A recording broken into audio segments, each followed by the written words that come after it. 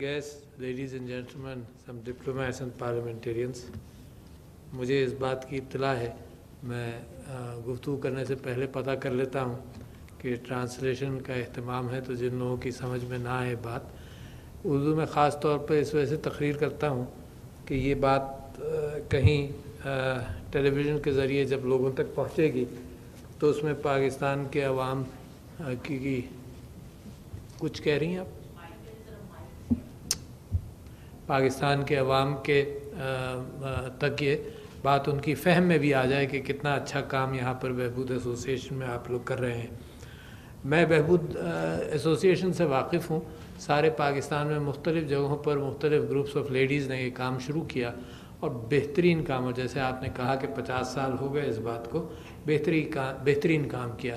میری کانسٹیٹوئنسی میں ایک اسکول ہے جس میں بڑی اچھی تعلیم دی جاتی ہے، اور اسکول بھی ان غریب طلباء کے لیے ہے جو ویسے اپنی تعلیم کو افورڈ نہیں کر سکتے ہیں، مگر ان کے ذریعے بہبود کے ذریعے تعلیم پر ان کے لیے توجہ ہے۔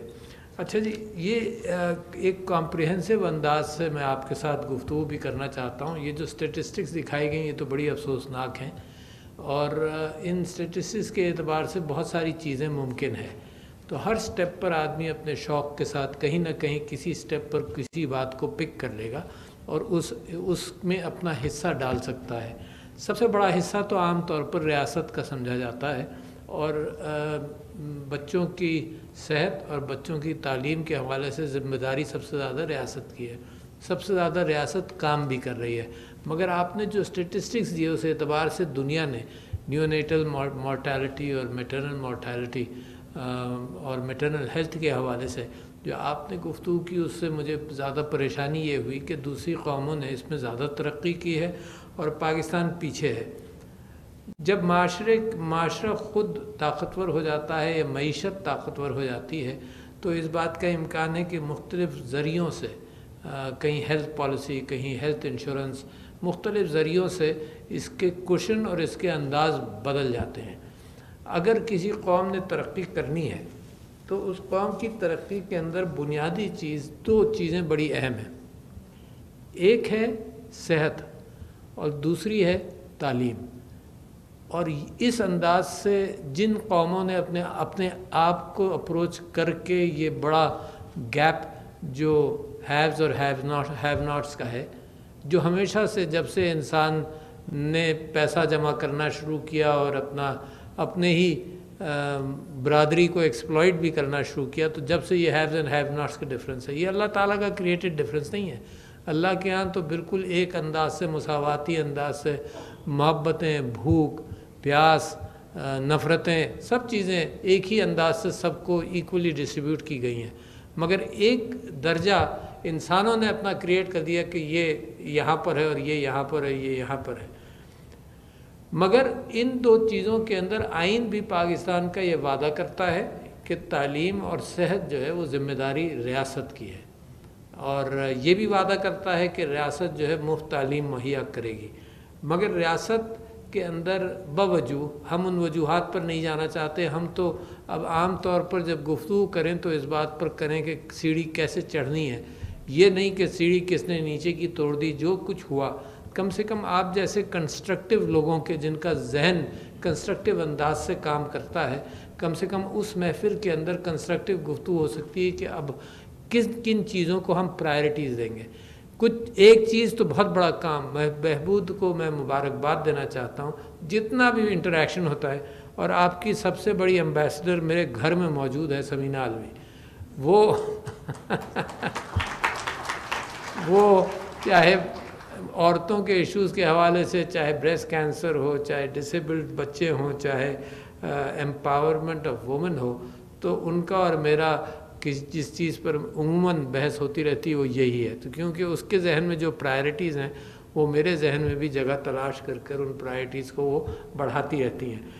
ان پرائرٹیز کے اندر میں اور آپ شاید سب اس نتیجے پر پہنچے ہیں کہ عورت کو معاشرے میں ایمپاور کیا جائے، باقی چیزیں فالو کرتی ہیں۔ اچھا، اور ایمپاورمنٹ کے طریقے کیا ہوں گے؟ لپ سروس نہیں ہو سکتی صرف کہ جی عورت کا بڑا مقام ہے، اور خاص طور پہ پھر آپ اس کے ساتھ لگا دیجئے کہ اسلامی معاشرے میں بہت بڑا مقام ہے۔ میں تھیوریٹیکلی یہ سمجھتا ہوں کہ اسلامی معاشرے میں بہت بڑا مقام ہے، مگر کلچرل جو معاشرہ بنایا ہے ہم نے، اس کے اندر وہ مقام ہم نے کلچرز کے اعتبار سے اس کے راستے روکے ہیں۔ یہ ضرور ہے کہ عورت جب بچے پیدا کرنے کے اعتبار سے اس فیز میں ہوتی ہے تو اس کی لیبر کے اعتبار سے، را فزیکل لیبر کے اعتبار سے اس کی لمیٹیشنز تو بن جاتی ہیں، مگر انٹلیکچوئل لیبر کے اعتبار سے کوئی لمیٹیشن نہیں ہے۔ Women work almost until the last day and also پھر اپنے کاموں کے اندر وہ بچوں کی پرورش کے حوالے سے اس معاشرے میں ابھی بھی ذمہ داری بنیادی طور پر عورت کے ہاتھ میں ہے۔ تو معاشرے کو بھی تو اہتمام کرنا چاہیے کہ اگر یہ معاشرے کی بہترین ذمہ داری، اس سے بڑی ذمہ داری کوئی نہیں ہو سکتی کہ اگلی نسل کی تربیت کون کرے گا۔ یہ ذمہ داری آپ کسی اور کو دے نہیں سکتے۔ یہ ذمہ داری مرد بھی اٹھاتا ہے، اپنے گھروں میں اٹھاتا ہے۔ مجھے بھی یاد ہے کہ بہت ساری چیزوں میں، بہت سارے کیفیات کے اندر، تعلیم کے اندر میں خود اٹھاتا تھا۔ You can employ educators, but at the same time کیونکہ بچے آپ کے ساتھ رہتے ہیں، وہ گولز کا تعین آپ ان کے ذہنوں میں کرتے ہیں۔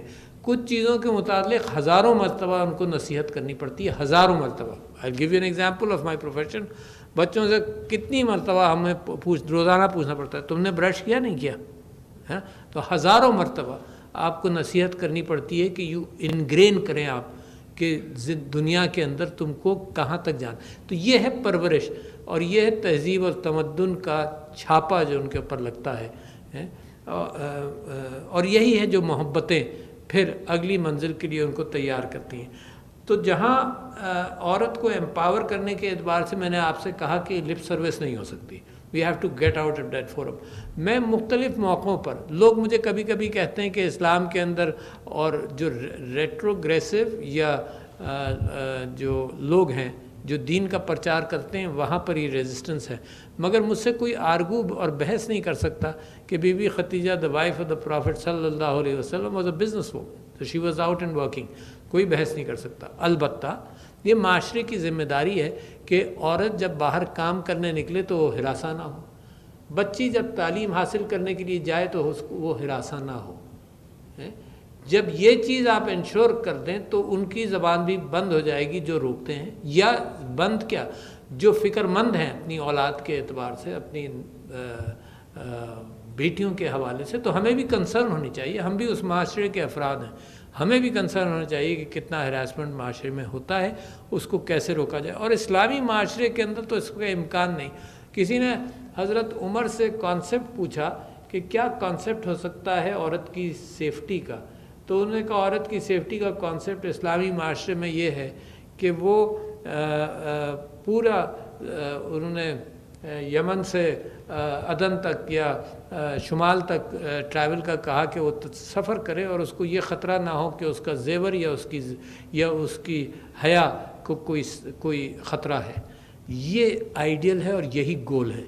اچھا، اس کے ساتھ پھر جب آپ پاکستان میں دیکھیں، میں نے آپ سے یہ کہا کہ دو چیزیں بڑی ضروری ہیں، ایک تعلیم جو بہترین کام کر رہی ہے، اور ایک امپاورمنٹ اور ایک صحت۔